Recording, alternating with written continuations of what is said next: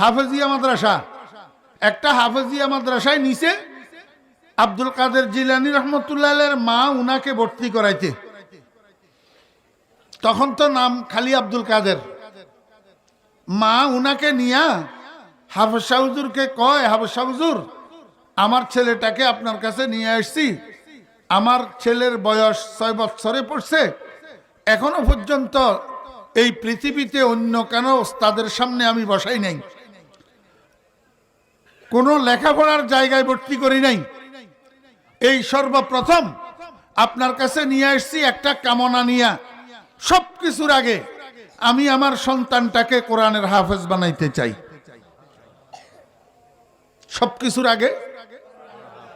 ও দোস্ত আহবাব মুরব্বিয়ানে কেরাম, মুসলমান ভাইরা, আমাকে আপনাকেও তো আল্লাহ সন্তান দিছে 2 জন 4 জন 5 জন 7 জন বানাই